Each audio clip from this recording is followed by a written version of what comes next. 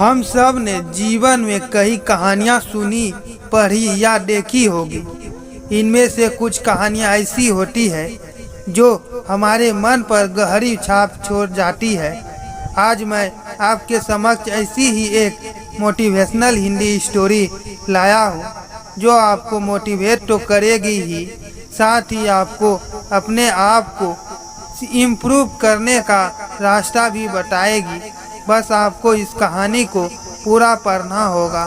कई सालों पहले किसी राज्य में एक राजा राज करता था। इस राजा को घोड़े पालने का बहुत शौक था। इस राजा के पास वैसे तो कई सारे घोड़े थे, लेकिन इसके पास 4 ऐसी जंगली घोड़े थे जो इस राजा को काफी पसंद थे। राजा ने इन घोड़ों को ट्रेन करने के लिए कई ट्रेनरों को बुलाया, मगर कोई भी इन घोड़ों को अच्छे से ट्रेन नहीं कर पाया। जब भी कोई इस पर बैठने की कोशिश करता तो या उसे तुरंत अपनी पीठ से फेंक देते या उसे लात मार देते।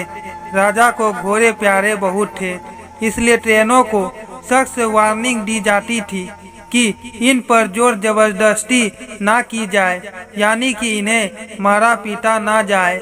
कई महीने निकल गए।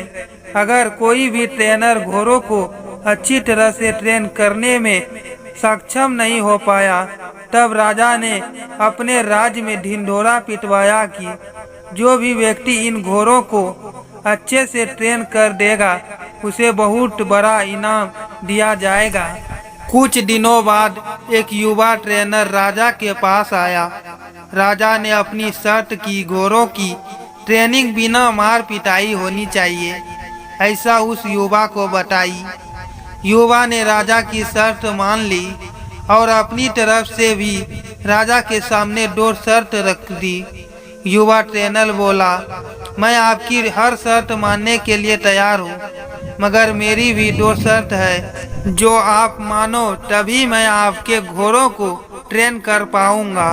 राजा के पास कोई और विकल्प था नहीं। कोई भी ट्रेनर आज तक घोड़ों को ट्रेन करने में सफल नहीं हो पाया था, और अब तो नए ट्रेनर भी आने बंद हो गए थे। राजा ने युवा ट्रेनर की सारी शर्त मान ली और घोड़े उसे सौंप दिए। राजा ने कहा, पहले शर्त तो बताओ। ट्रेनर बोला, पहली शर्त है कि मुझे इन घोड़ों को ट्रेन करने के लिए कुछ महीने या पूरा साल भी लग सकता है, उतना वक्त दिया जाए। और दूसरी शर्त यह है कि इन घोड़ों के खाने पीने रहने का बंदोबस्त पूरा मुझ पर छोड़ दिया जाए। युवा ट्रेनर अगले दिन से ही एक बड़े से वाड़े में इन घोड़े लेकर गया और वहां सबको खुला छोड़ दिया। ट्रेनर वाड़े के किनारे किनारे दौड़ने लगा। फिर दौड़ते दौड़ते थकने के बाद यह युवा ट्रेनर वही वाड़े में लेट गया। वहां से उठने के बाद उसने खुद ही घोड़ों को चारा खिलाया और पानी पिलाया। इन सब प्रक्रिया के दौरान उसने घोड़ों को नहीं बांधा था। अगले दिन भी ट्रेनर ने वही सारा काम दोहराया जो उसने पहले दिन किया था। यह काम उसका नित्य कर्म बन गया। वह घोड़ों को बाड़े में खुला छोड़ देता, उन्हें घास चारा खिलाता और बाड़े के किनारे किनारे दौड़ता रहता। धीरे धीरे चारों घोड़े भी उस ट्रेनर के पीछे पीछे दौड़ना शुरू कर दिए। घोड़ों को लगने लगा कि ट्रेनर उसका दोस्त है और उससे प्यार करता है। सारे घोड़े ट्रेनर के साथ बहुत ही सहज महसूस करने लगे। कुछ महीने बीतने के बाद एक दिन राजा अपने घोड़ों की खबर लेने के लिए और यह देखने के लिए कि ट्रेनिंग कैसी चल रही है बाड़े में आया। राजा यह देखकर खुश हो गया कि सारे घोड़े ट्रेनर के पीछे पीछे दौड़ रहे थे। राजा को यह यकीन हो गया कि यह ट्रेनर ही उसके घोड़ों को ट्रेन कर सकता है।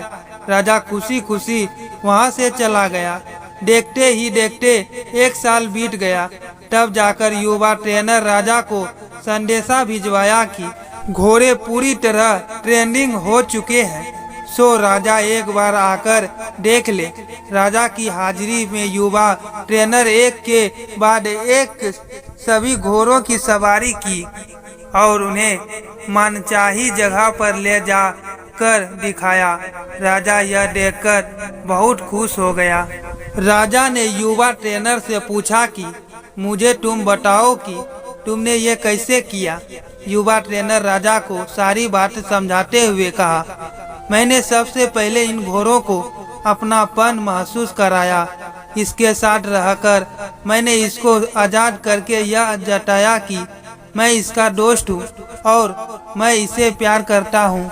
फिर मैंने इसको खाना और पानी देकर इसके और करीब जाने की कोशिश की और इसके साथ खेल कर इन्हें सिखाने की कोशिश की। इस तरह धीरे धीरे यह मुझे अपने करीब आने देने लगे, अपनी पीठ पर बैठाने देते और फिर एक दिन ऐसा भी आया जब मुझे यह पीठ पर बिठाकर दौड़ने लगे। राजा ने युवा की समझदारी की प्रशंसा की, उसे वादे के अनुसार लाखों सोना मुआवजे दी और साथ में हमेशा के लिए इन चारों घोड़ों की देखभाल करने की नौकरी भी दी। दोस्तों, यह कहानी तो बहुत ही मज़ेदार और रोचक है ही, मगर इसका जो सारांश है बहुत ही गहरा है। अगर मनुष्य के जीवन के साथ इन चार घोड़ों की तुलना की जाए तो यह चार घोड़े होंगे चिंता, गुस्सा, घमंड और लालच। और मनुष्य की बुद्धि को हम युवा ट्रेनर की तरह देख सकते हैं। जिस तरह ये युवा ट्रेनिंग में समय लेकर और समझदारी से धीरे धीरे चारों बदमाश घोड़ों पर काबू पाया, उसी तरह कोई भी मनुष्य अपने जीवन के सबसे बदमाश घोड़े यानी कि चिंता, क्रोध, घमंड और लालच पर काबू पा सकता है।